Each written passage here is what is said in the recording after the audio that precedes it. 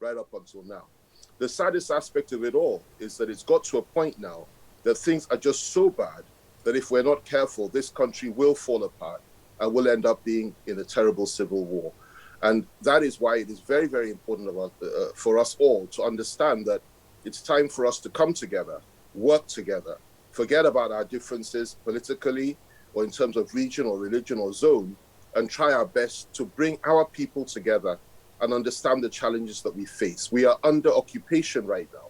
This country is under occupation, and people are being slaughtered every day all over the country by mainly foreign Fulani terrorists.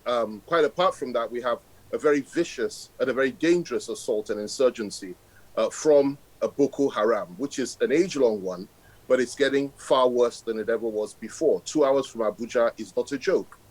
So we really are in trouble. The whole of the South has virtually been overwhelmed by these bandits. The whole of the North is in turmoil, and we have a crisis on our hands. And it's not the time to continuously, point fingers and blame at anybody you choose to oppose or you're against. It's a time for us now to urge everybody to understand the gravity of the situation and come together and work hard to fight off and face down these people that want to destroy our country and our way of life. Who takes the lead in doing all of this? Just last week, we heard the governor of Benue State come out openly and frontally attacking the president of not doing the needful in protecting the country and saying he's more or less, giving support to these Fulani herdsmen in different parts of the country, causing crisis all over the place. Do you agree with these assertions? What I believe, and I've said this over the last 5 years, when it was not fashionable, and when most people refuse to say a word, I said precisely the same thing over the last 5 years, and it's got incrementally worse. Now, I wonder where all these other people were at that time when I was being criticized for raising issues about the leadership style and the way in which this matter was being handled by the federal government. There's a lot of questions to answer about that, and I believe that, of course, the buck stops at the president's desk. It's his responsibility, but it's not just him. I think it's also the responsibility of each and every one of us. I mean, you spoke about the governor of Niger State just now, and of course, I have immense respect for him, and I also feel sorry for him and his people, and indeed all our people, for what we're going through. But I really do believe that our governors and leadership generally across party lines at the local and the state level could do a lot more. I mean, some governors have done far more than others in this respect. If you look at what some are doing, like in Kogi State, taking the initiative, the bull by the horns, and literally enforcing the law and looking for people that are committing terrorist acts against his people in his state, taking a lead in that, and all his local government area chairmen taking a lead in that. It's very, very inspiring. And I've seen that firsthand. I've seen it in other states as well.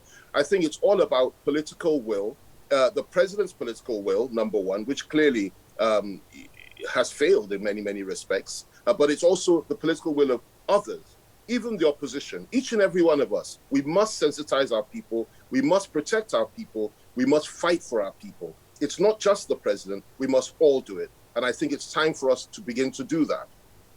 So what exactly are the people doing? Because you said it's also a problem of leadership and followership. What exactly are the people doing, really, that is contributing to this problem that you think the people should desist from doing? And then, so respond to that first. That's a great question. Well, the first thing they're doing is not recognizing the challenges that we're facing. I mean, look, there's a very, very high level of delusion in this country that, it can never happen to us. Things will not fall apart. We won't witness genocide here. Well, you've been witnessing genocide in other parts of your country for the last 5 years. You didn't say a word. Until it gets to your doorstep, you won't talk. And this is the problem with Nigeria and Nigerians, that, it really doesn't matter as long as it doesn't come to me, my town, my household, or my family. The reality, though, is that over the last 5 years, the people of Benue have been experiencing genocide. The people of Zamfara have been experiencing genocide. All over the north, Taraba, Adamawa, all over the north where I live, a genocide has been experienced morning, day, and night. Mass murder, killing, ethnic cleansing. This has now moved down past the Middle Belt, through the core north, past the Middle Belt, down into the south. You go to the east, you go to the southwest, you go to the south-south. It's now all over the country. And now people are beginning to wake up. I think it's rather late.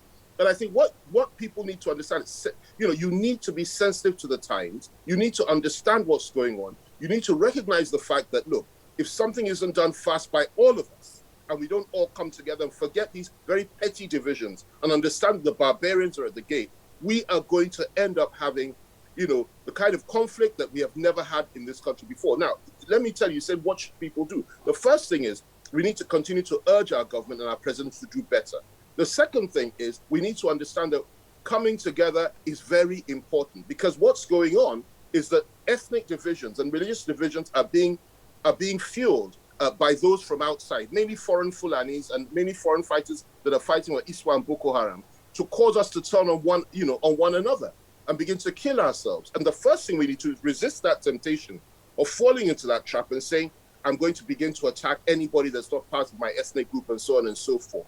That's part of what I call sensitizing people to the realities on the ground. We need to identify the common enemy. We need to fight the Fulani herdsmen. We need to, within the forests of the Southwest, particularly and throughout the South. We need to go in there, into those forests, and we need to do something about it. This is something that you don't need to wait for federal government. You also have to, your governors can take a lead. They can take a personal lead. They have security votes. They can fight this battle, and they can do a lot more than they're doing. And the people themselves have to understand and recognize the fact that the enemy are not other Nigerians. The enemies are mainly foreigners that have come to destroy Nigeria.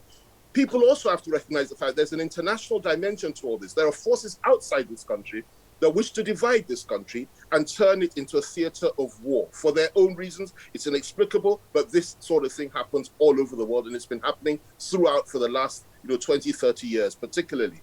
And it's the same modus that they use all the time. They send in foreign-funded Islamist militias to destabilize, to destroy, to kill people until everybody turns against one another, and it becomes a theater of war.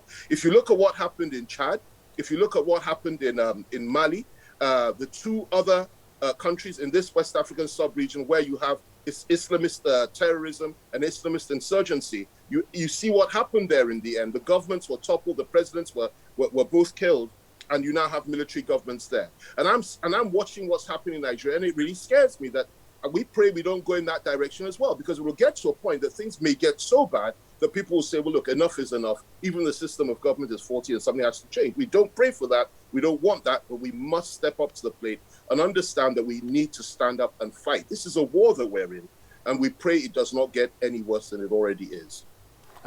Chief Fani-Kayode, how much can the citizens actually stand up to defend themselves? I mean, we've seen what's happening in the Southeast, for instance, where the IPOB's ESN stood up and said, we're going to defend our land. And right now, the group itself is under attack by the state forces. Well, that's the problem. And that's why I said that, look, listen, there's nothing in the law that says you can't defend yourself. The situation whereby the government not only refuses to fight the insurgents and kill the terrorists, but not only insists on negotiating with them at times and paying them huge ransoms, which of course strengthens them all the more. But a situation whereby they also tell people that you cannot defend yourselves, you have no right to do that, and they go out of the way to disarm them. That raises a lot of questions, and that is something that that is precisely what will end up leading to a civil war in this country if we're not careful.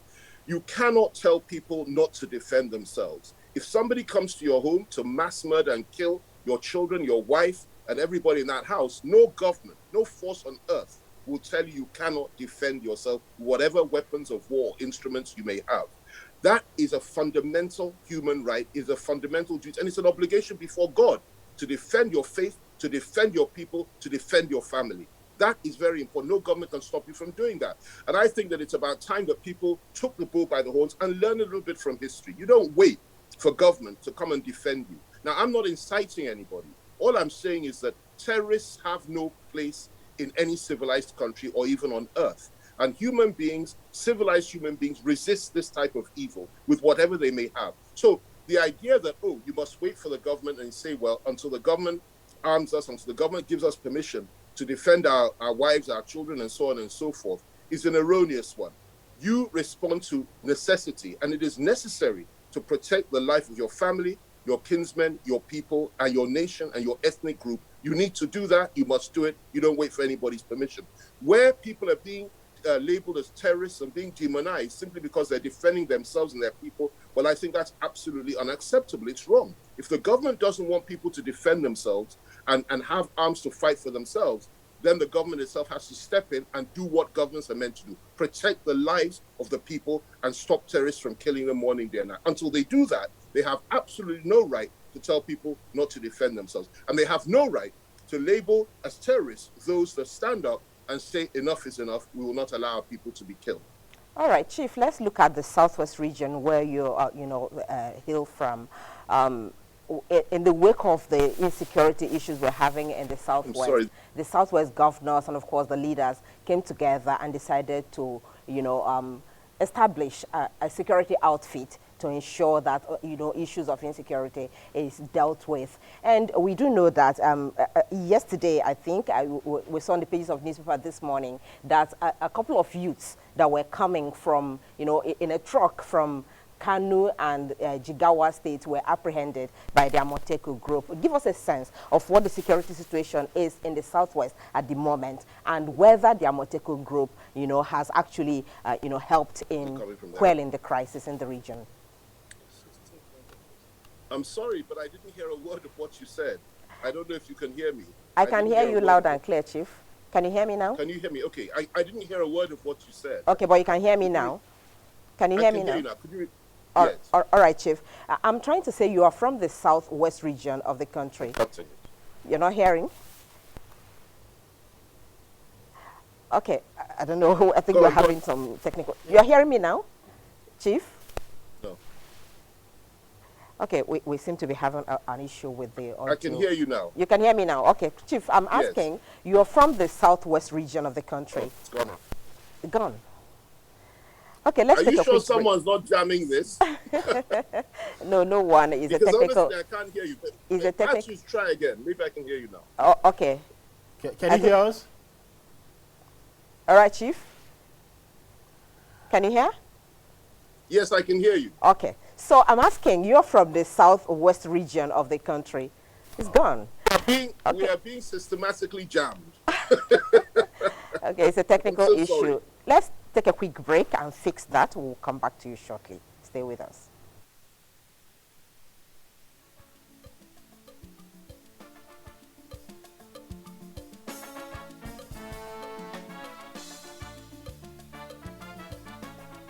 They have been infiltrated. They are being killed. They are being raped. They are being slaughtered.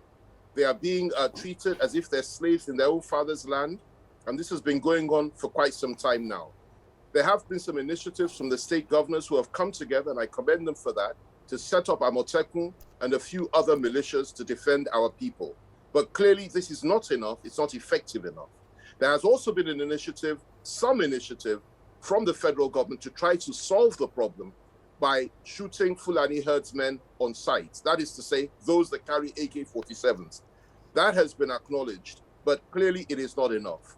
What we need to do in order to ensure that you don't have a situation whereby law and order breaks down in the Southwest and the people of the Southwest begin to target anybody and everybody that they feel is a threat to them, what we need to do, what the government needs to do, and what the people need to do is to go into these forests where these terrorists are and get them out. Send them back to Niger or Chad or wherever it is they come from and destroy every single one of them. Their motives are not clear to me, but clearly it's one of subjugation and occupation and slaughter. And the people of the Southwest, in many ways, similar to the people of the Southeast, have suffered in the hands of these people immeasurably. It's time for something to be done. My greatest fear, like I said earlier, is if people decide that enough is enough and this country needs to be divided in a very violent way. I do not believe in violence. I do not believe that this country should be divided in that way. Even if it's to come to that, it has to be done in peace and with negotiation. But that's not the issue now. The issue now is one of life and death, and it's an existential threat to our people. The Yoruba people have had literally everything taken from them. And, if things are not done right, they will react in a very forceful and violent manner.